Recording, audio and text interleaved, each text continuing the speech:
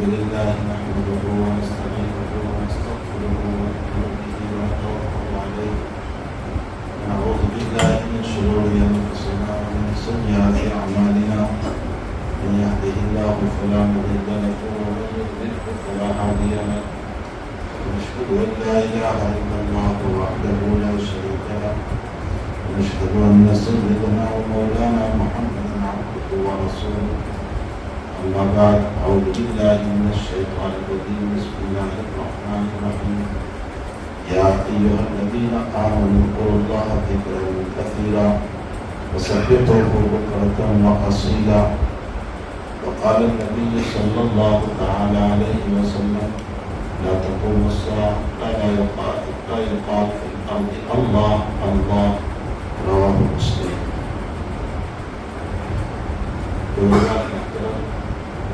بھائیوں دوستوں عزیزوں، اس وقت یہ آیت اور حدیث شریف اس لیے ذہن میں آ گئی کہ میں جب یہاں مسجد میں پہنچا تو کسی صاحب نے کہا کہ اللہ کا ذکر کرو درود شریف کرو 2 منٹ باقی ہو، تو بس اسی پر اللہ تعالیٰ نے ذہن میں یہ آیت ڈالی اور یہ حدیث شریف ڈالی اور دل میں خیال آیا کہ اسی پر 2-4 باتیں میری اور آپ کی زندگی میں کام آ جائے، اس کو عرض کیا جائے۔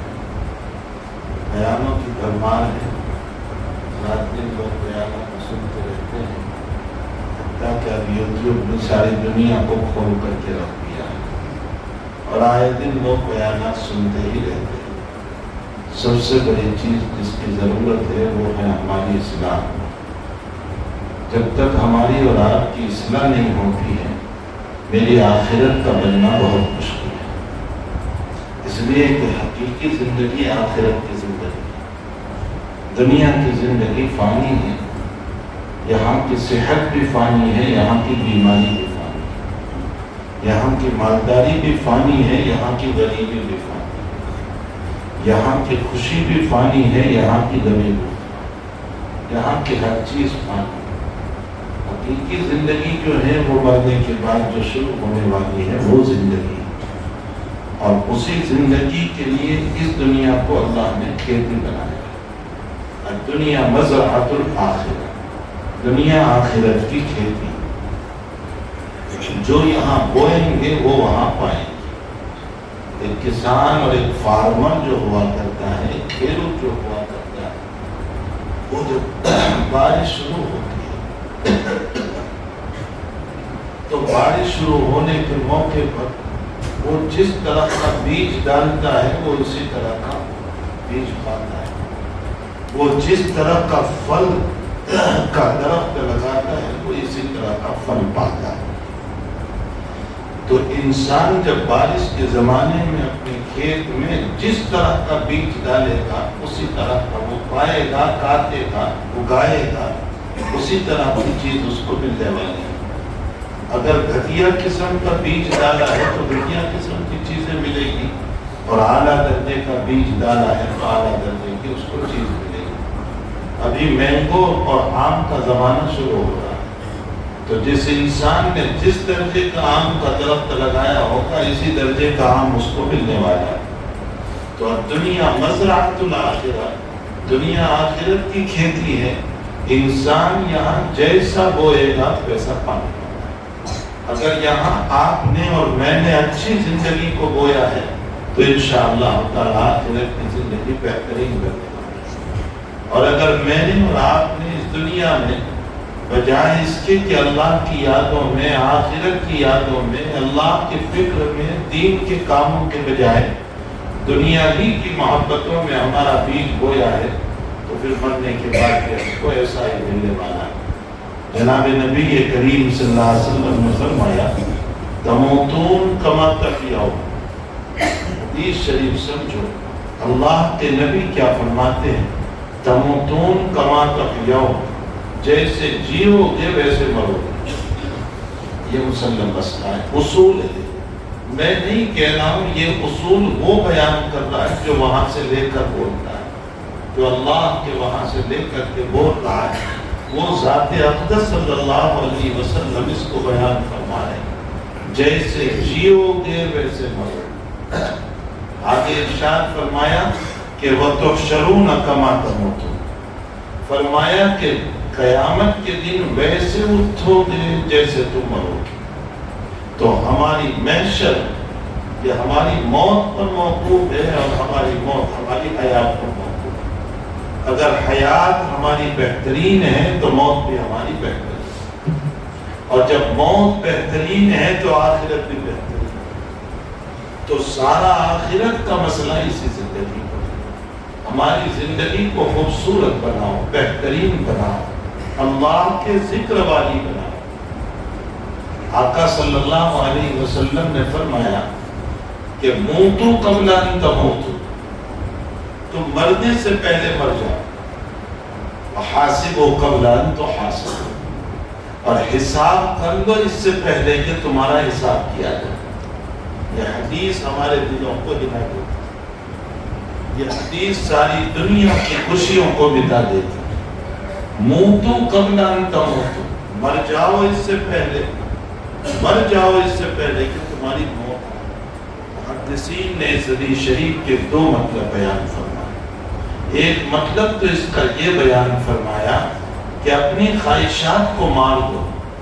یہ جو دنیا میں ہماری خواہشات ہیں کہ میں یہ چاہوں اور یہ چاہوں، اور دنیا بھر کی ہماری چاہتے ہیں، فرمایا اس کو مار دو، اپنے نفس کے اوپر اپنا ہاتھ رکھ دو، اپنا پاؤں رکھ دو، اس کو کچل دو، اس کو ختم کرو اپنے نفس کی چاہتوں کو۔ انسان جب نفس کی چاہت کو ختم کرتا ہے، اللہ کی محبت قلب پر اترتی ہے۔ اور اگر انسان نفس کی چاہت کو نہیں مٹاتا ہے تو پھر اس صورت میں یاد رکھو اللہ کی محبت دل میں پیدا نہیں ہو سکتی۔ اس لیے کہ قرآن کریم میں رب کریم یہ فرماتے ہیں کہ ہم نے کسی انسان کے دو دل نہیں بنائے۔ ما جعل اللہ فی رجل من قلبین فی جوف، ہم نے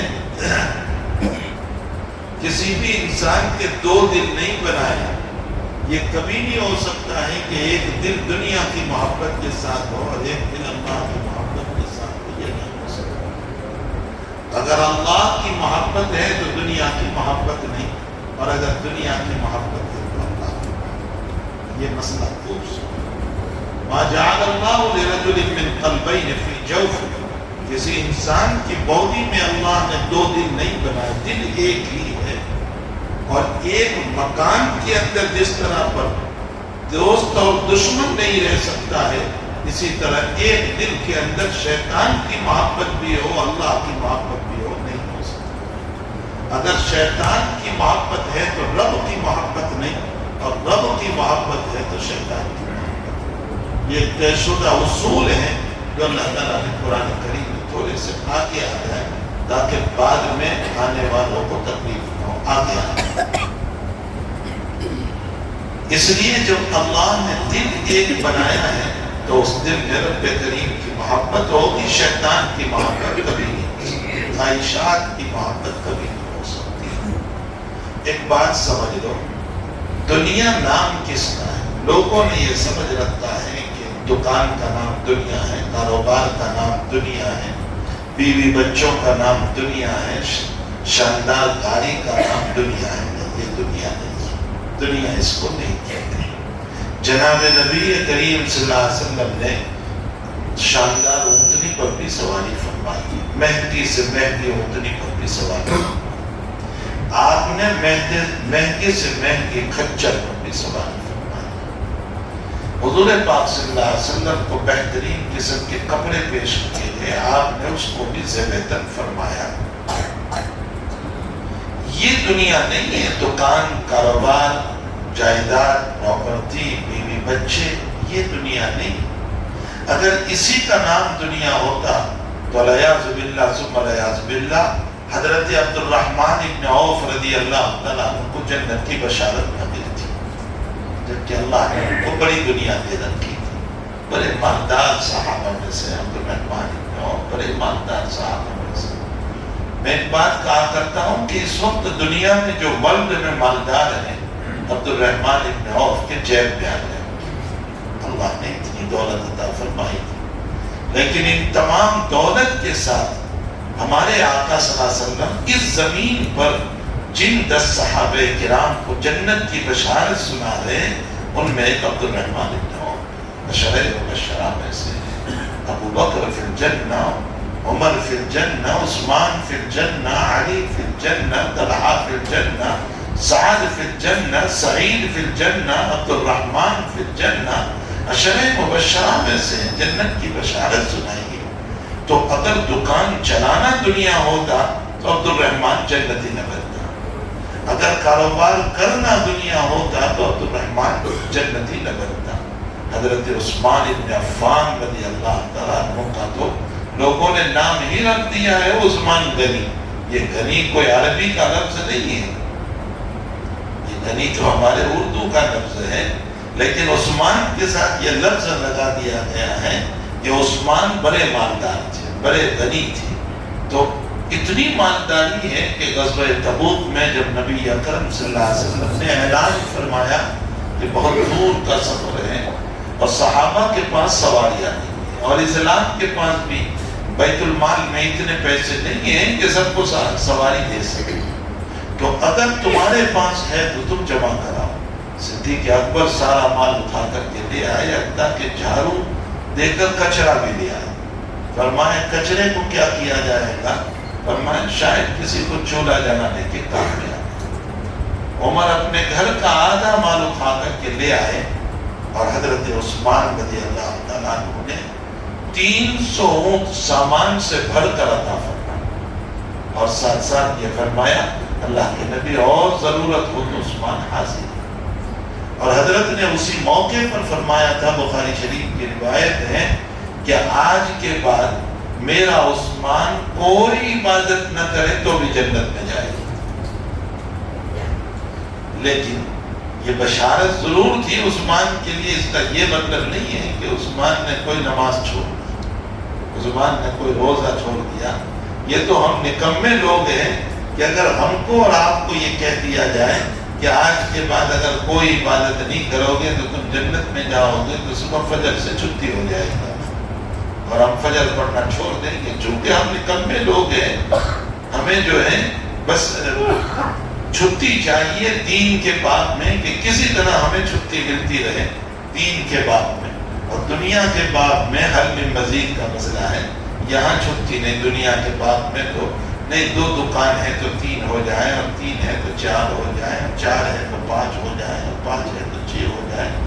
دنیا کے باب میں تو ولدینا مزید کا مسئلہ ہے، اور دین کے بعد میں چھٹیوں کے تعریف رہا کرتے ہیں۔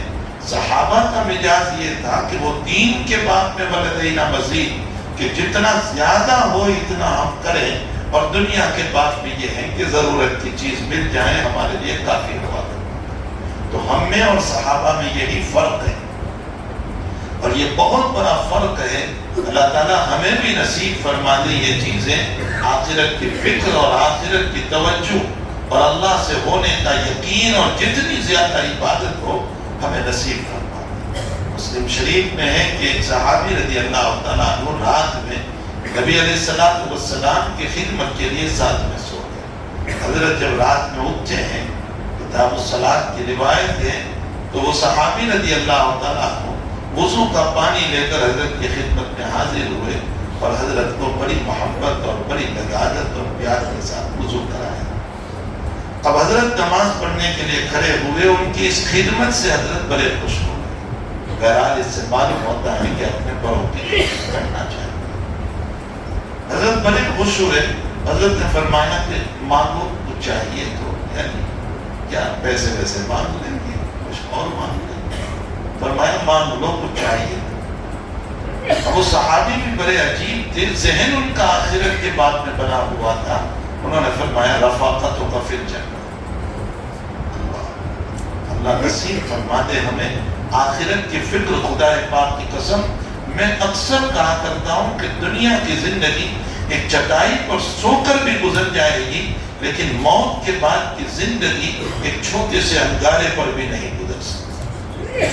دنیا کی زندگی چٹنی روٹی کے ساتھ بھی گزر سکتی ہے، لیکن آخرت کی روزی، آخرت کی زندگی جو ہے وہ غسلین اور طعام الزقوم، جو زقوم کا درخت ہے، اس کا ایک کانٹا اگر گلے میں چلا گیا تو قرآن یہ کہتا ہے کہ ساری انتریوں کو کاٹ کر کے نکال دیا۔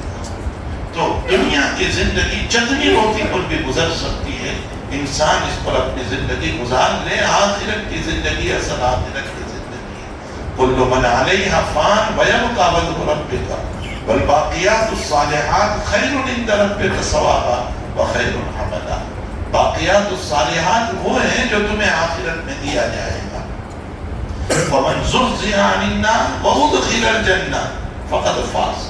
فرمایا ومن زحزح عن النار، جہنم سے اگر ہم بچا لیے گئے، وادخل الجنہ، یہاں قرآن نے جنت الفردوس کا لفظ نہیں کہا ہے، وادخل الجنہ، جنت میں داخل کر دیے جائیں۔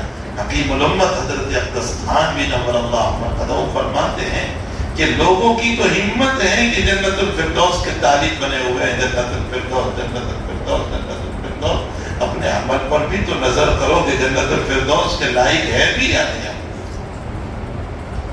فرمایا حدیث کی اتباع میں چونکہ جناب رسول اللہ صلی اللہ علیہ وسلم نے ہمیں جنت الفردوس مانگنے کو کہا ہے، حضرت تھانوی فرماتے ہیں میں اتباع حدیث میں حدیث پر عمل کرتے ہوئے جنت الفردوس اللہ سے مانگتا ہوں، ورنہ میرے عمل کو دیکھتا ہوں تو دل پر خیال گزرتا ہے کہ اللہ جنت تو بہت دور کی بات، چپل نکالنے کی جگہ بھی تو عطا فرما دے تو غنیمت ہو۔ ہائے ہائے ہائے، کیا ہمارے اکابر کی سوچ ہے کہ چپل نکالنے کی جگہ پر بھی اگر تو دے دے تو وہ بھی باقی رہنے والی جگہ ہیں، اللہ اگر وہ بھی ہمیں نصیب فرما دے تو بسا غنیمت ہوگا۔ کیا ہمارے اعمال اور کیا جنت الفردوس، کیا نسبت خاطرہ بعالم پاک، اس عالم کو ہمارے اعمال سے کیا نسبت ہو سکتی ہے؟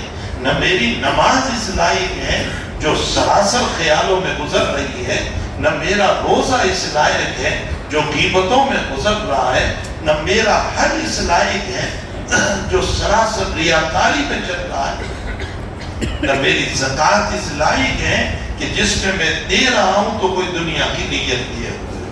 کیا میری عبادت اور کیا اللہ کی دائمی وہ جنت کیا نسبت ہے آخرت کے اس جنت کو ہمارے اعمال کے ساتھ؟ اگر چپل نکالنے کی جگہ پر بھی اللہ دے دے تو غنیمت ہوگا۔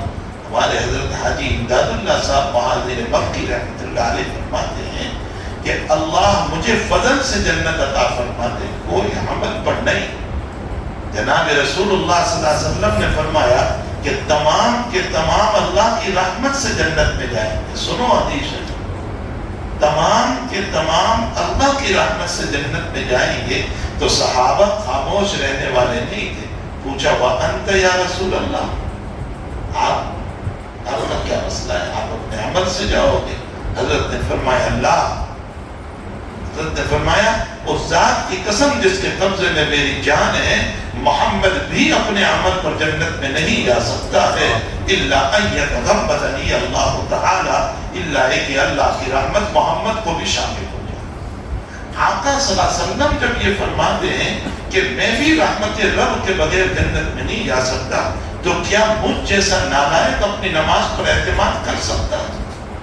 کیا مجھ جیسا نالائق اپنے روزہ اور حج اور زکوٰۃ پر بھروسہ کر سکتا ہے جو سراسر اللہ کی جو ہے مقام کے خلاف میں ادا کر رہا ہوں؟ اس لیے حقیقت یہ ہے کہ ہم نے جو جنت ملے گی وہ اللہ کی رحمت ہی سے ملنے والی۔ حضرت حاجی صاحب رحمۃ اللہ علیہ فرمایا کرتے تھے کہ اللہ اپنے فضل سے مجھے جنت دے دے تو پھر اللہ اگر مجھے پوچھ لے کہ امداد اللہ کیا چاہیے تو میں کہوں گا کہ اللہ کیا چاہیے، نہ مجھے جنت کا بنگلہ چاہیے، نہ مجھے جنت کے وہ شاندار مکان چاہیے، مجھے تو تیری ذات کے سامنے مصلی کی جگہ دے دے۔ بن دیکھے سجدے کرتا تھا، اب دیکھ کر سجدے کرتا ہوں۔ دنیا میں بن دیکھے سجدے کرتا تھا، اب میں تجھے دیکھ کر کے سجدے کرتا رہا ہوں، بس مجھے اتنی سی جگہ چاہیے اور زیادہ مجھے نہیں چاہیے۔ تو حقیقت یہ ہے میرے بھائیوں کہ فمن زحزح عن النار، جس کو جہنم سے بچا لیا گیا بہت بڑی نعمت ہو گئی، وادخل الجنہ، اور جس کو جنت میں داخل کر دیا فقد فاز، قرآن کہتا ہے وہ کامیاب ہو گیا۔ وما الحیات الدنیا الا متاع الغرور، اور دنیا کی زندگی دھوکے کا سامان ہے۔ یہ دھوکہ ہے کہ میرے پاس بینک بیلنس ہے، میرے پاس فلاں ہے فلاں ہے فلاں ہے۔ حضرت الامام غزالی رحمۃ اللہ علیہ فرماتے ہیں کہ یہ کھلونے ہیں جو اللہ نے ہم کو دیے ہیں، توعیز ہے یہ، جیسے ہم اپنے بچوں کو توعیز دیتے ہیں نا، یہ سب کھلونے ہیں۔ فرمایا کہ کاروبار اور دکان اور بیوی اور بچے اور مکان اور جائیداد یہ سب کھلونے ہیں۔ دنیا کا معمول اور دستور یہ ہے کہ کبھی تو ہم بچے کو اٹھا لیتے ہیں اور کھلونے سارے وہی رہ جاتے ہیں، توعیز وہی رہ جاتی ہے، اور کبھی توعیز لے لیتے ہیں اور بچے کو وہی رہنے دیتے ہیں۔ اللہ کی اسی طرح دونوں نظام ہیں۔ کبھی تو اللہ توعیز لیتا ہے ہم سے، کیا وہ کر دیا اس نے؟ بیوی کا انتقال، شوہر کا انتقال، بچے کا انتقال، فلاں بیمار ہو گیا، کاروبار ٹھپ ہو گیا، کھیتی میں کچھ نہیں ہوا، یہ توعیز لے لیا اللہ۔ کوئی ایک توعیز اٹھا لیتا ہے، یہ توعیز لے رہا ہے اللہ اور آزما رہا ہے کہ یہ روتا بھی ہے یا نہیں روتا، یہ مجھے دیکھتا بھی ہے یا نہیں دیکھتا، یہ میری طرف رجوع بھی کرتا ہے یا نہیں کرتا، یہ عاملوں کے چکر میں جا رہا ہے کہ فلاں عامل میری دکان کو چلا دے گا اور فلاں عامل میری دکان کو چلا دے گا اور اس کی تعویذ پر میری دکان چل پڑے گی اور اس کے لیمبو پر میری دکان چل پڑے گی۔ کبھی اللہ اس توعیز کو لے کر کے ہمیں آزماتا ہے اور کبھی اللہ کیا کرتا ہے، سارے توعیز یہاں رہ جاتے ہیں اور کھیلنے والے انسان ہی کو موت دے دیتا ہے، اس کو اٹھا لیتا ہے۔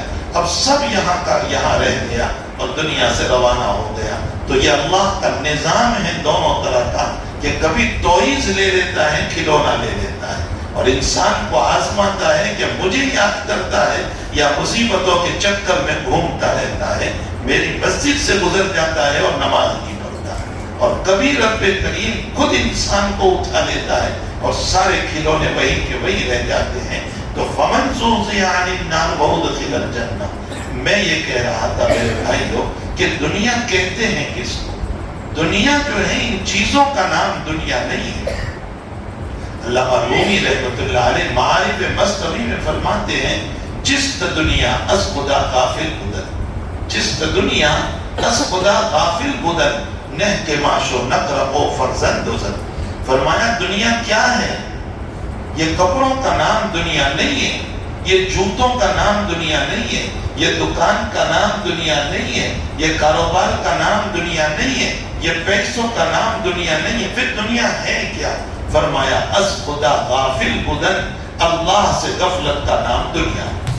خوب سنو، اللہ سے غفلت کا نام دنیا ہے۔ ہمارے حضرت شیخ مولانا محمد زکریا صاحب کاندروی ثم المہاجر المدنی نبر اللہ مرقدہ، اس حضرت کے اس جملے کی تشریح کرتے ہوئے حضرت یوں فرمایا کرتے تھے کہ ایک انسان کے پاس کروڑوں روپے ہیں حلال کے، حلال جائز ناجائز ہے، حلال کے روپے ہیں، محنت کی کمائی ہے، اور اللہ سے اس کا دل لگا ہوا ہے، وقت پر زکوٰۃ ادا ہو رہی ہے، نماز ادا ہو رہی ہے، وقت پر اس نے حج بھی کر لیا، وقت پر روزہ بھی رکھ رہا ہے، اخلاق بھی اس کے اچھے ہیں، غرور نہیں ہے، تکبر نہیں ہے، تعلق مع اللہ ہے۔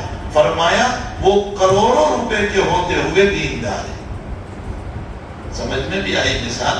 وہ کروڑوں روپے کے ہوتے ہوئے، بنگلے کے ہوتے ہوئے، وہ مکان کے ہوتے ہوئے، اس لیے کہ وہ مکان میں بیٹھ کر بھی اللہ کو یاد کر رہا ہے اور یہ کہہ رہا ہے کہ اللہ یہ بھی تیری نعمت ہے، اگر تو نہ دیتا تو میرا کیا ہوتا۔ اپنی بیوی کو دیکھ کر کہہ رہا ہے اللہ تیری نعمت ہے جو تو نے مجھے خوبصورت بیوی عطا فرمائی، اے اللہ میرے بچے وفادار ہیں، تیری نعمت ہے، میں تیرا شکر گزار ہوں۔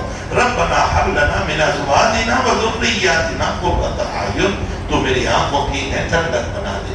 اپنی دکان کو دیکھ کر کے کہہ رہا ہے اللہ آمدنی تو دے رہا ہے مجھ کو، تو اب مجھے اس میں سے خرچ کی توفیق بھی عطا فرما۔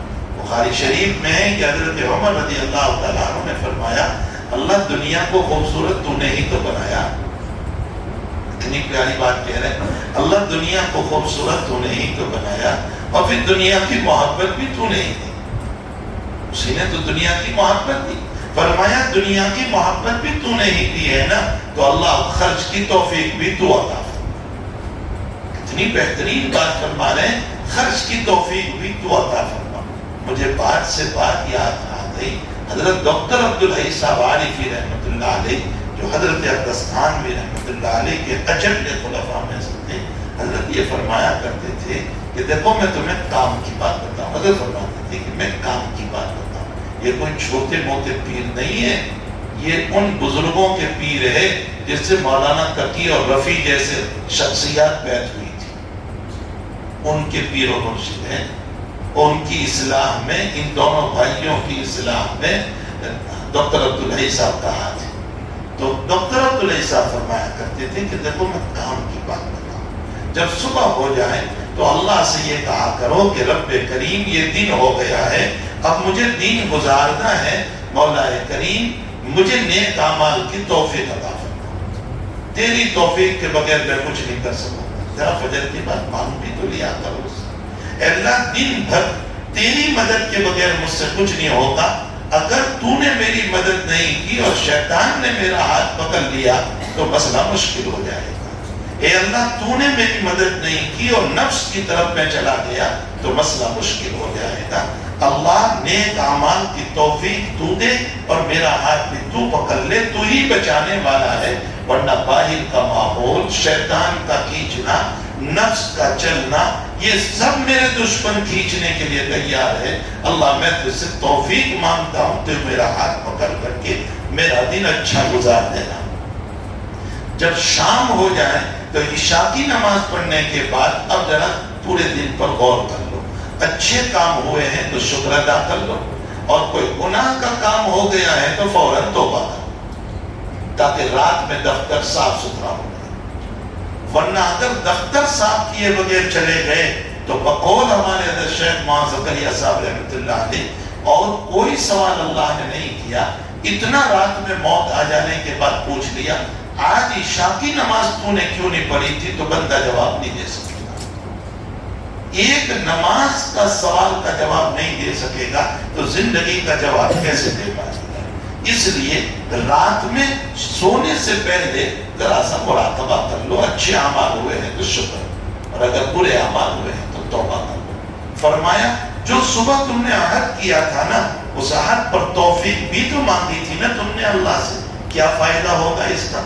قیامت کے دن دیکھو بہت اچھی بات فرمایا قیامت کے دن اللہ تعالیٰ یہ پوچھ لے کہ تو نے یہ گناہ کیوں کیا تھا، تو نے یہ گناہ کیوں کیا تھا، تو اللہ سے یوں کہیں گے ہم رب کریم نفس و شیطان تھے تبھی تو تیری توفیق مانگ رہے تھے، اب تیرے ہاتھ میں تھا بچانا، تو نے میرا ہاتھ نہیں پکڑا تو مجھ سے گناہ ہو گیا. انشاءاللہ تعالیٰ اس جواب پر مولا خوش ہو کر معاف کر دے.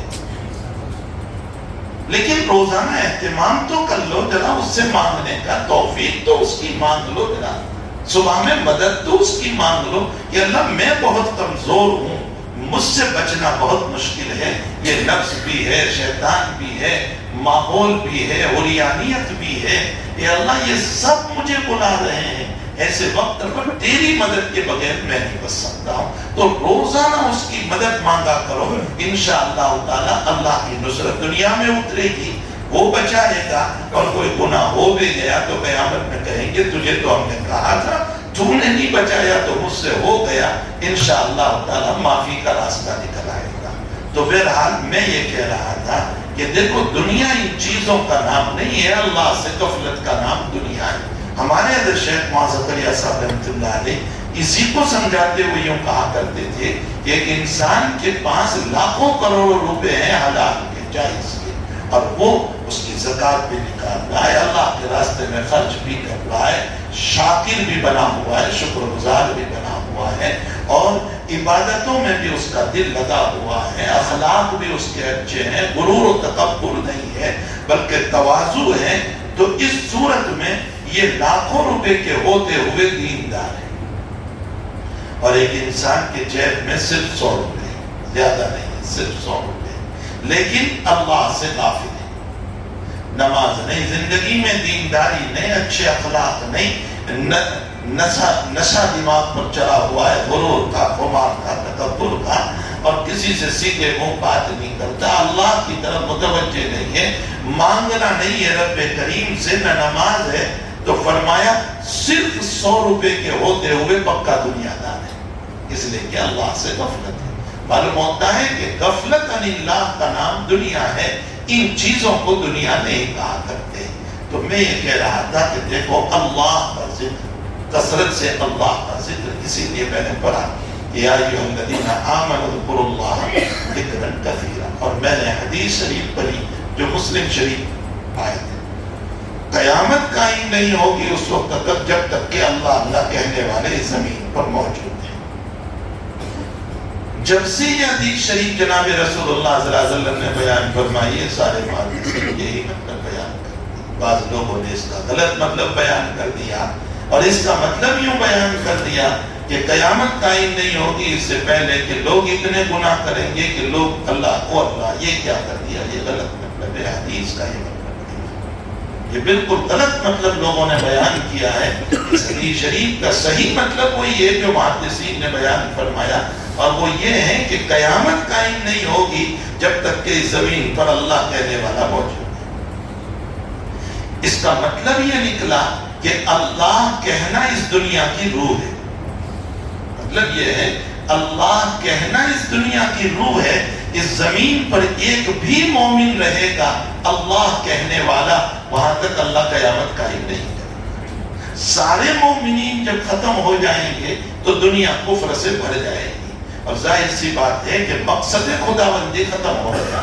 اس لیے مقصد خداوندی اللہ کا نام تھا، اس کی عبادت تھی، اس کو یاد کرنا تھا. ما خلقت الجن والانس الا لیعبدون. تو اللہ کی یادیں اس دنیا کی روح تھی، اور جب روح ہی نہیں رہی تو اب اس صورت میں اللہ اس کائنات کو ختم کر دے گا، اس کی کوئی ضرورت نہیں رہے گی. تو لفظ اللہ اور ایمان جو ہے وہ اس دنیا کی بھی روح ہے. یہ جتنے لوگ دنیا میں جی رہے ہیں یہ سمجھیں یا نہ سمجھیں، لیکن آپ کی بدولت ان کو زندگی ملی. اس لیے کہ مومن جب تک اس زمین پر موجود ہے اللہ قیامت قائم نہیں کرے گا. تو مومنوں کی بدولت یہ لوگ جی رہے ہیں، اگرچہ ان کی سمجھ میں آئے یا نہ آئے. بہرحال تعالیٰ جل شانہ نے کائنات کی جو روح بنائی ہے، دنیا کی جو روح بنائی ہے، وہ اللہ کا نام ہے. اللہ کا نام اتنا پیارا ہے، اتنا پیارا ہے کہ سیدنا عبد القادر جیلانی رحمۃ اللہ علیہ، جن کو ہم بڑے پیر کہا کرتے ہیں، سیدنا عجیب غریب بات یہ ہے کہ جس زمانے میں سیدنا عبد القادر جیلانی رحمۃ اللہ علیہ بغداد میں موجود ہیں، اسی زمانے میں ہندوستان کی زمین پر حضرت معین الدین چشتی رحمۃ اللہ علیہ تھے. دونوں ایک ہی زمانے کے بزرگ ہیں، ایک ہندوستان میں ہے اور ایک ادھر بغداد میں. اور عجیب و غریب بطور کشف کے جب معین الدین چشتی کو یہ پتا چلا کہ سیدنا عبد القادر جیلانی رحمۃ اللہ علیہ کو امام الاولیاء بنایا گیا اللہ کی طرف سے، یعنی سارے اولیاء کا امام بنایا گیا، اور آپ نے بغداد میں بیٹھ کر کے یہ فرمایا کہ میرا پاؤں تمام ولیوں کے سر پر ہے. تو اس موقع پر معین الدین چشتی کو بطور الہام کی یہ بات بتائی گئی، تو آپ نے فرمایا کہ آمنا و صدقنا، اللہ نے آپ کو ہمارا امام بنایا ہے، ہمیں تسلیم. یہ ہندوستان میں بیٹھ کر کے یہاں جواب دے رہے ہیں. یہ ولایت کا مسئلہ ہے، تصوف کا مسئلہ ہے. بہرحال اس کی دیپ میں اگر جاؤ گے تو ایک لمبا مسئلہ ہو جائے گا، سمجھنا مشکل ہو جائے گا. میں صرف یہ کہہ رہا ہوں کہ حضرت سیدنا عبد القادر جیلانی رحمۃ اللہ علیہ بغداد میں ہیں. یہ ان کی ایک مرید نے یہ کہا کہ حضرت آپ کے پاس اس میں اعظم ہے، ذرا بتا دیجئے تاکہ میں بھی اس کو پڑھ کر کے دعا کروں اور اپنے تکیے کے نیچے 500 کی نکلنا شروع ہو جائے. جیسے آج کل تو لوگ یہی وظیفے مانگتے رہتے ہیں. یہ مسئلہ بھی سن لیں، حکیم الامت حضرت اقدستان بھی رحمۃ اللہ علیہ کو لکھتا ہے کہ قرآنی آیات کو یاد رکھو، اگر وظیفے کی نیت سے پڑھو گے تو غرض دنیا آ گئی ثواب نہیں ملے گا. یہ مسئلہ سن لیں، اگر دنیا کی غرض سے آپ پڑھ رہے ہیں تو ثواب نہیں ملے گا. ہاں آپ کی دنیا کی غرض پوری ہو جائے گی لیکن ثواب نہیں ملے گا. اور اگر کلام ربانی کی نیت سے پڑھو گے تو ثواب ملے گا کہ یہ اللہ کا قرآن ہے، اللہ کا کلام ہے. اس نیت سے اگر آپ پڑھو گے تو یقیناً ثواب ملے گا. تو فرمایا کہ حضرت وہ اس میں اعظم آپ جانتے ہیں، مجھے بتا دیجیے تاکہ میں روزانہ رات پڑھ لوں، تکیے کے نیچے سے نکلنا فلوس رحمۃ اللہ علیہ شروع ہو جائے. تو حضرت نے اس سے فرمایا کہ کبھی بتاؤں گا. جب تک طلب نہیں ہوتی ہے طالب کو وہاں تک قدر نہیں ہوتی. یہ مسئلہ مسلم ہے ہر جگہ پر. ہمارے حضرت معین اصحاب رحمۃ اللہ علیہ فرمایا کرتے تھے کہ ہمارا کام بے طلبوں کے اندر جانا ہے. اسی جملے کو حضرت جی ماں یوسف صاحب رحمۃ اللہ علیہ نے فرمایا کہ بے طلبوں میں جب ہم پہنچے ہیں تو ہمارے کام کو برباد کر دیا. دیکھو دونوں بزرگوں کی بات ہے، عجیب و غریب بات ہے. تو بے طلبوں کو چونکہ طلب نہیں ہوتی ہے نا، اس لیے کام کی قدر بھی نہیں ہوتی ہے. کام کی قدر تب ہوگی جبکہ ان کے اندر طلب پیدا کی جائے. اس لیے ہمارے آقا بھی طلب پیدا کرتے تھے تاکہ تعلیم بن جائے، اور جب تعلیم بنے گا تو پھر قدر ہوگی. بے طلبوں کو کوئی قدر نہیں ہوا کرتی ہے. فرمایا کبھی بتاؤں گا. کچھ وقت کے بعد فرمایا حضرت بتا دیجیے. فرمایا کبھی بتاؤں گا. جب خوب طلب پیدا ہو گئی اس کے اندر تو حضرت نے فرمایا میری بات تو مانو گے نا؟ کہا بالکل مانو. کہا سمندر کے کنارے چلو. لے گئے ان کو سمندر کے کنارے. فرمایا سمندر میں اتر جاؤ. اب وہ اترا. اتنا پانی. حضرت کہتے ہیں اور جاؤ. پانی یہاں تک آ گیا. حضرت فرماتے ہیں اور جاؤ. اب موجیں جو شروع ہوئی ہے تو وہ یہاں سے وہاں ہونے لگا. آپ کہنا حضرت بچا لو. حضرت فرماتے ہیں اور جاؤ. وہ کہہ رہا ہے بچا لو اور حضرت فرما رہے ہیں اور جاؤ. یہاں تک کہ جب اس کو یقین ہو گیا کہ اب میں ڈوب جاؤں گا، مر جاؤں گا، یہ موجیں مجھے اٹھا کر کے اندر لے جائے گی، مسئلہ ختم ہو جائے گا، تو اس نے کہا اللہ اب تو ہی بچانے والا ہے، تیرے علاوہ کوئی نہیں. بس لفظ اللہ کو بولا اور ایک موج آئی اور اٹھایا اور اس کو ڈالا کنارے پر. اب وہ آ گیا کنارے پر، سانس پھول رہی تھی. حضرت نے اس کے سر پر ہاتھ رکھا. فرمایا کیسے بچ گئے؟ فرمایا کیسے بچا حضرت؟ نا امیدی ہو چکی تھی، بچنے کی کوئی شکل نہیں تھی، تمام طرح سے راستے بند ہو چکے تھے. ایسے وقت میں مجھے اگر کوئی راستہ نظر آیا تو اللہ نظر آیا. بس میں نے اس کا نام لیا، اس سے کہا کہ تو بچا لے. اسی نے مجھ کو موت کے ذریعے سے باہر پھینک دیا. حضرت نے فرمایا تمام دنیا سے اپنے دل کو توڑو اور اللہ کو اخلاص کے ساتھ پکارو. اس میں حاضر ہے لفظ اللہ، اخلاص کے ساتھ پکارنا اس میں حاضر ہے. تو اسی لیے آپ دیکھیں اللہ کے نبی علیہ السلام ہر دعا سے پہلے اللہم، لفظ اللہ ضرور بولتے تھے، اس لیے کہ اس میں حاضر ہے. یہ اس میں اعظم بڑا زبردست لفظ ہے. اگر انسان اخلاص کے ساتھ بولے، دل سے اللہ کو پکارے تو اللہ اس کی مدد کرتا ہے. شرط یہ ہے کہ اخلاص کے ساتھ لفظ اللہ کہا جائے. تو بہرحال میرے بھائیوں، ساری کائنات کی روح بھی اللہ کا ذکر ہے. جب تک اللہ کہنے والے موجود رہیں گے، یہ زمین، یہ آسمان، یہ دنیا، یہ ساری چیزیں موجود رہیں گی. ایک اللہ کہنے والا ہوگا، وہاں تک اللہ کائنات کو باقی رکھے گا. جب کوئی نہیں رہے گا تو اللہ کائنات کو ختم کر دے گا. معلوم ہوتا ہے کائنات کی روح اللہ کا ذکر ہے، اللہ کرنا ہے. یہ مسلم شریف کی روایت سے معلوم ہوتا ہے. اور بھائی کائنات کی روح تو ہے ہی، ہماری روح بھی اللہ کا ذکر ہے. انسان کی روح بھی اللہ کا ذکر ہے. اسی لیے قرآن کریم میں اللہ تعالیٰ فرماتے یا ایھا الذین آمنوا اذکروا اللہ کثیرا. اللہ کو خوب یاد کیا کرو. دیکھو قرآن کریم میں اللہ نے ایک جگہ یوں فرمایا ہے وَلَا تَكُونُوا كَالَّذِينَ نَسُوا اللَّهَ فَأَنسَاهُمْ أَنفُسَهُمْ. وَلَا تَكُونُوا كَالَّذِينَ نَسُوا اللَّهَ فَأَنسَاهُمْ أَنفُسَهُمْ أُولَٰئِكَ هُمُ الْفَاسِقُونَ. اللہ کہتا ہے او قرآن کے پڑھنے والوں، تم ان لوگوں کی طرح نہ بنو کالذین نسوا اللہ، جو اللہ کو بھول گئے، اللہ بھی ان کو بھول گئے. وہ بھی یاد رکھو، وہ اللہ کو بھول گئے، اللہ بھی ان کو. یہ میں میرے جیب سے نہیں سنا رہا ہوں، قرآن کی آیت سنا رہا ہوں. کالذین نسوا اللہ، ایسے نہ بنو جو اللہ کو بھول گئے، اللہ بھی ان کو بھول گیا. کہاں بھول جائے گا اللہ؟ اللہ بھولے گا قبر کے اندر، اللہ بھول جائے گا حشر کے اندر، اللہ بھول جائے گا اس دنیا کے حالات کے اندر. کالذین نسوا اللہ فانساہم انفسہم اولئک ھم الفاسقون. یہ اللہ کو بھولنے والے فاسق لوگ. ایک آیت میں اب تعالیٰ جل شانہ فرماتے ہیں کہ قیامت کے دن دنیا میں اللہ سے کافر لوگ جو تھے نا، اللہ ان کو نابینا اٹھائے گا، بلائنڈ اٹھائے گا، بغیر آنکھوں کے اٹھائے گا.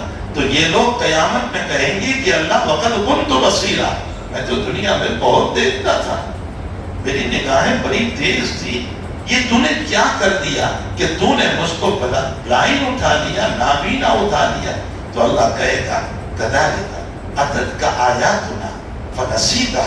فرمایا جی ہاں اسی طرح ہے، ہم نے اپنی آیات کو تیرے سامنے رکھا تھا لیکن تو مجھے بھول گیا تھا، آج میں تجھے بھول جاتا ہوں۔ میں نے تجھ کو اس لیے بلائنڈ بنا دیا، تو نے دنیا میں میرے قرآن کو نہیں دیکھا، میری شریعت کو نہیں دیکھا، میرے دین کو نہیں دیکھا۔ کذالک اتتک آیاتنا فنسیتہا، تو بھول گیا۔ تو دنیا کے اندر دنیا میں اتنا مشغول تھا کہ نہ تجھے قرآنی احکام نظر آئے، نہ قرآن نظر آیا، نہ تیرا رب نظر آیا۔ ارے تو کھانا کھا رہا تھا، تیرے پیچھے اللہ کی طاقت تھی لیکن رب تجھے پھر بھی یاد نہ آیا۔ تو کھانے سے فارغ ہو گیا تب بھی تجھے تیرا اللہ یاد نہیں آیا۔ اسی لیے جناب نبی کریم صلی اللہ علیہ وسلم نے کھانے کے بعد جو ہمیں دعا سکھائی ہے، اللہ اکبر، آپ فرماتے ہیں کہ الحمدللہ الذی اطعمنا وسقانا، جس نے کھلایا اور پلایا۔ امام نووی رحمۃ اللہ علیہ سوال فرماتے ہیں کہ اللہ نبی کو ہمیں یوں سکھانا چاہیے تھا، الحمدللہ الذی رزقنا، تمام تعریف اللہ کی ہے جس نے ہمیں رزق دیا، یہ سکھانا چاہیے تھا۔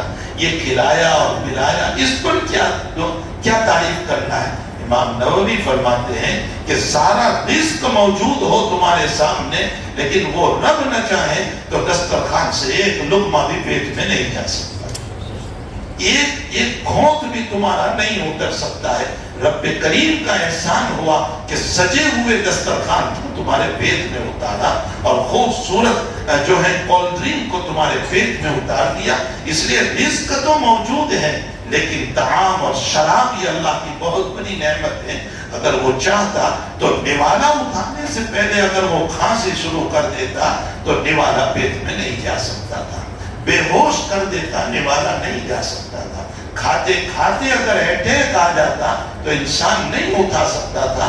فرمایا رزق موجود ہے لیکن طعام اور شراب اللہ کی نعمت ہے کہ تیرے پیٹ میں اتر گیا، اسی پر تجھے اللہ کا شکر ادا کرنا ہے۔ تو میرے بھائیوں، حقیقت یہ ہے کہ رب کریم کا ذکر جو دنیا میں بھول جاتا ہے، اللہ کو بھول جاتا ہے، نہ کھانے سے پہلے کی دعا، نہ بعد کی دعا، نہ استنجا کی دعا، نہ سونے کی دعا، نہ اٹھنے کی دعا، نہ نعمتوں پر اللہ کا شکر، نہ مصیبتوں پر صبر۔ کوئی چیز جب زندگی میں نہیں ہوتی ہے تو اللہ اس کو بلائنڈ نابینا اٹھائے گا۔ اب یہ کہے گا کہ اللہ میں تو بہت دیکھتا تھا، کذالک اتتک آیاتنا فنسیتہا، تم اس کو بھول گیا، فکذالک الیوم تنسیٰ، آج ہم تجھ کو بھول گئے، جا تجھے جہنم کی جس وادی میں گرنا ہو گر جا، ہمارے پاس تیرے لیے کچھ نہیں۔ اس لیے حدیث قدسی میں جناب نبی کریم صلی اللہ علیہ وسلم نے فرمایا کہ اللہ یوں فرماتے ہیں، اے میرے بندے، تیری تونگری اور مالداری میں تو مجھے یاد کر لے، میں تیری مفلسی میں یاد کروں گا۔ آگے فرمایا حدیث قدسی میں جناب رسول اللہ صلی اللہ علیہ وسلم نے، اللہ یوں فرماتے ہیں کہ تیری صحت اور تندرستی میں تو مجھے یاد کر لے، تیری بیماری میں تجھے یاد کروں گا۔ جب بیماری میں تو عبادت نہیں کر پائے گا تو اس وقت فرض پڑھ لے گا، نوافل کا ثواب بغیر پڑھے ہوئے دیتا رہو۔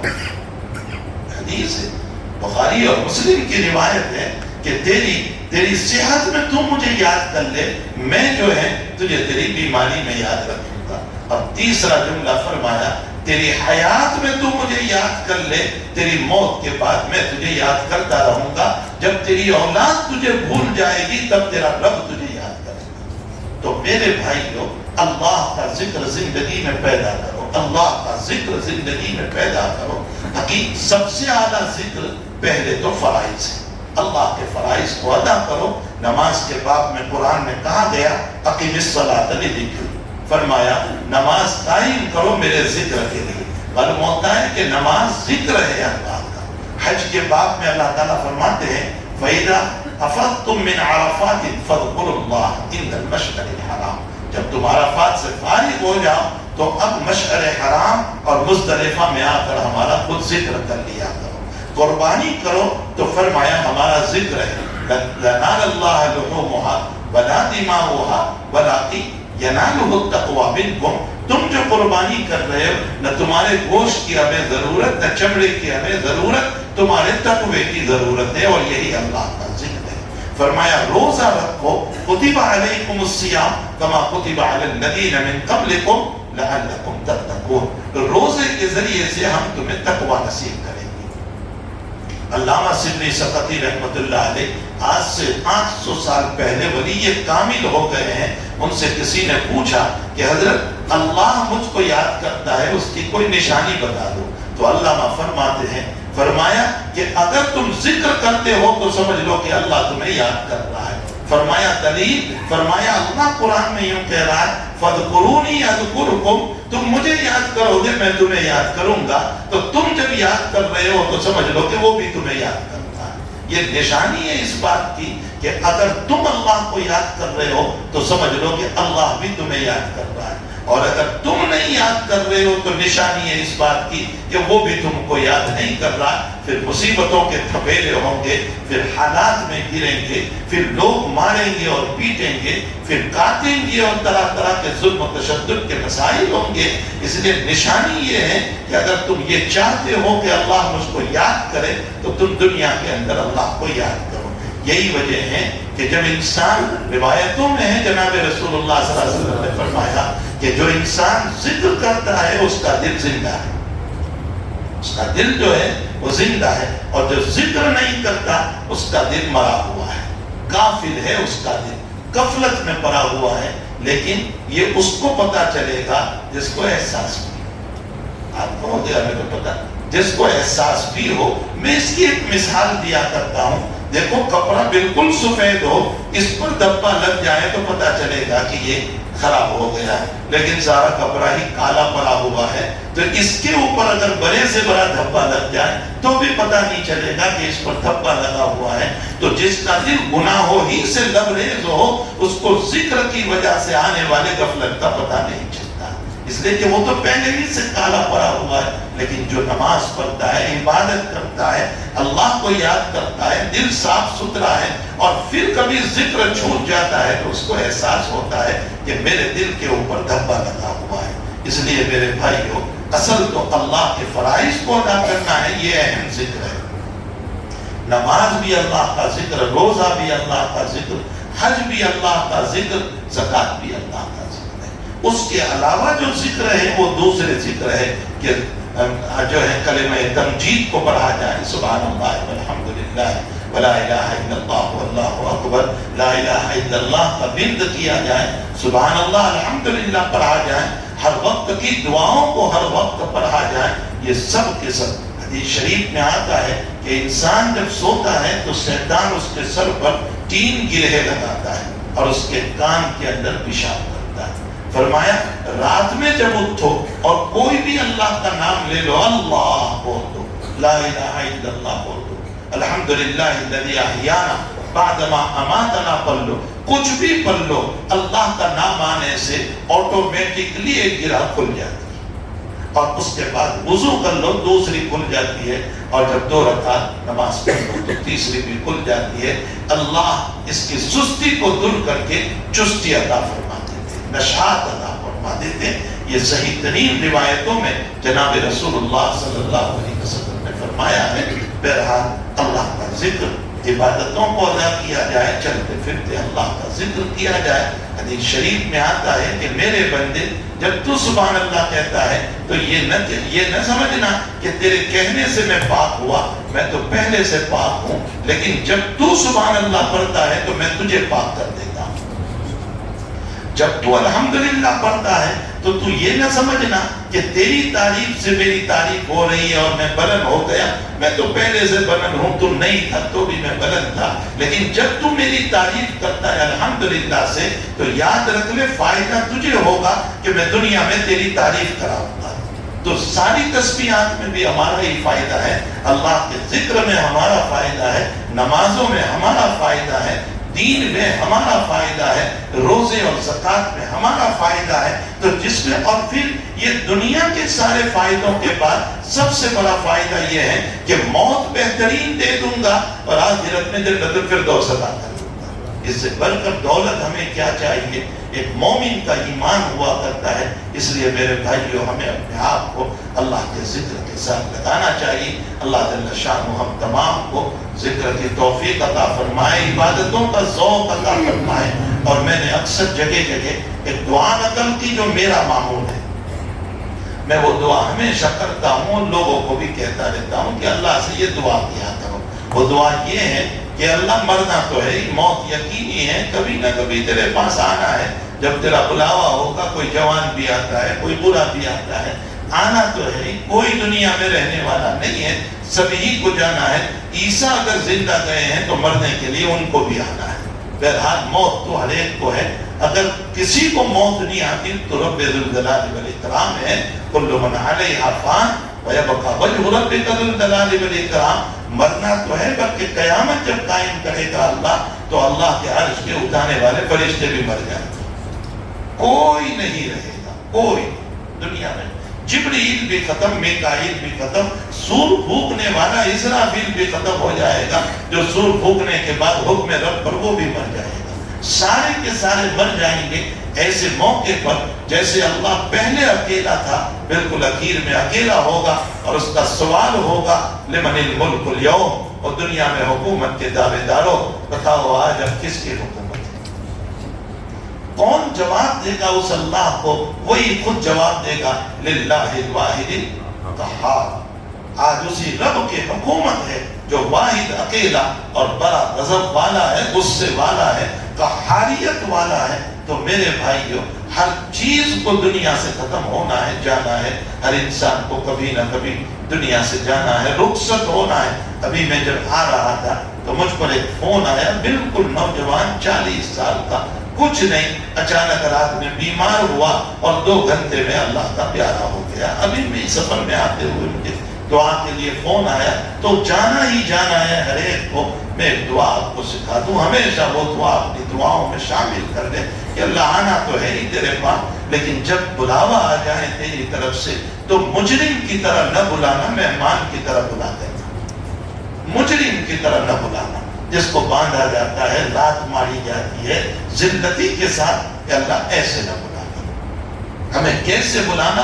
جیسے ایک مہمان کو بلایا جاتا ہے، عزت کے ساتھ، اکرام کے ساتھ، اس طرح ہماری موت دینا اور عزت سے ہمیں بلا لینا، جو تو نے خود قرآن میں کہا ہے ارجعی الی ربک راضیۃ مرضیہ، تو اللہ سے، ہم تجھ سے راضی، تو ہم سے راضی، فادخلی فی عبادی، میرے نیک بندوں میں تیری روح بھی آ جائیں، وادخلی جنتی، اور تو ہمیں بھی جنت میں داخل فرما دے۔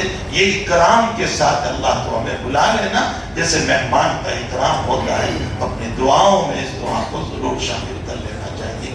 اللہ مجھے اور آپ کو توفیق عطا فرمائے۔ میں تو بہت تھکا ہوا ہوں، 4-5 دن سے لمبے سفر سے آ رہا ہوں، لیکن ہمارے بڑے عیسیٰ صلی اللہ علیہ وسلم بس پیچھے پڑے تھے کہ کسی طرح آپ یہ آنا ہے۔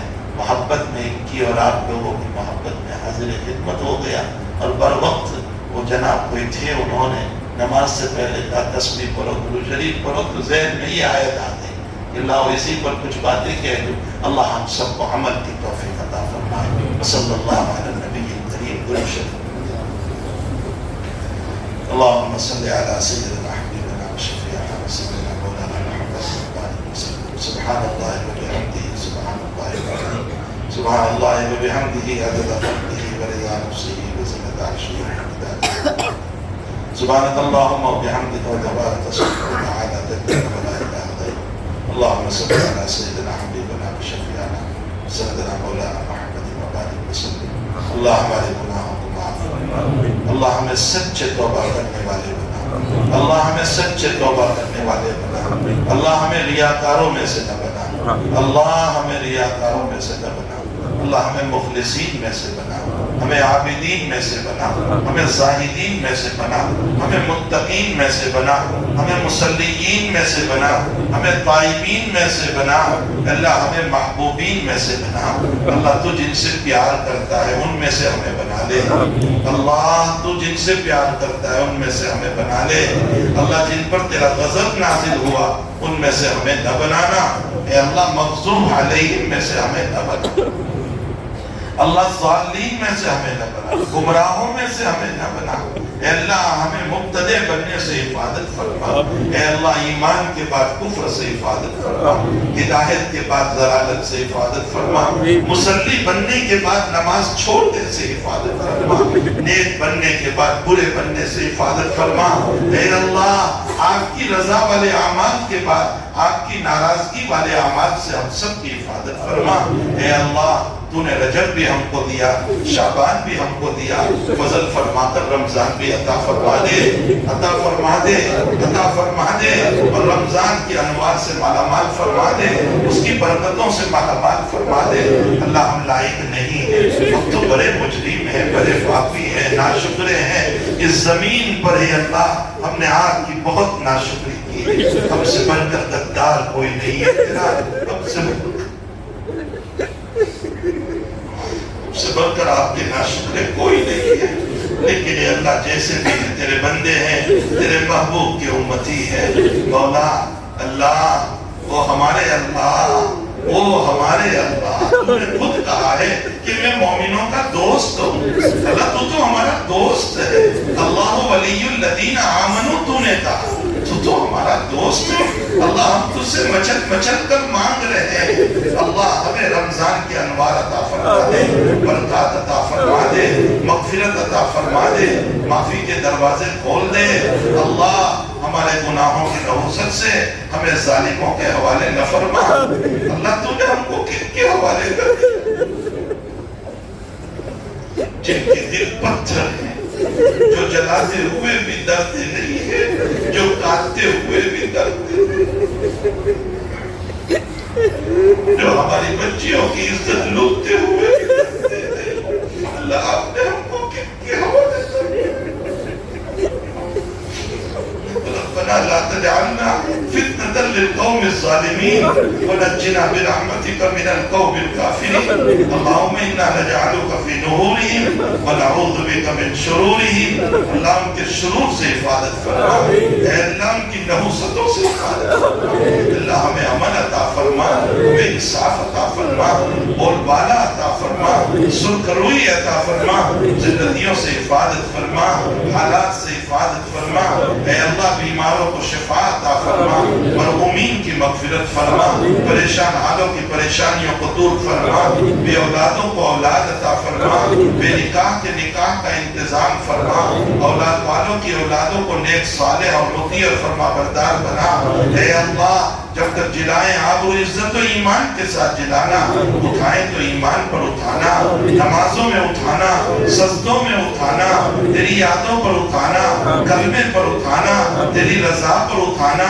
اللہ مجرم کی طرح نہ بلانا، مہمان کی طرح بلا لینا، اے اللہ تیری محبت کے ساتھ بلا لینا، اے اللہ تیری ناراضگی کے ساتھ نہ بلانا، اے اللہ یہ مجمع تیری نسبت پر آیا ہے، تیرے نام پر آیا ہے، اے اللہ ان کا آنا قبول فرما لے، ان کا آنا قبول فرما لے، اے اللہ ہر ایک کی دلی مرادوں کو پورا فرما، جائز تمناؤں کو پوری فرما، حاجات کو پورے فرما، تیرے ذکر کی ہمیں بہت توفیق عطا فرما، ہمارے دل پتھر کی طرح ہو چکے ہیں، ہمارا رونا ختم ہو گیا ہے، اے اللہ ہمارے دلوں کو نرم فرما دے، ہمیں رونے والے بنا دے، ہمیں رونے والے بنا دے، ہمیں رونے والے بنا دے، اللہ جو مانگا اپنے فضل سے عطا فرما، نہیں مانگا اپنے فضل سے نصیب فرما، ہماری دعاؤں کو اپنے فضل و کرم سے اس مجلس کے مخلصین کی آمینوں کے ساتھ قبول فرما، آمین یا رب العالمین، وصلی اللہ علی النبی الکریم برحمتک یا رحمت۔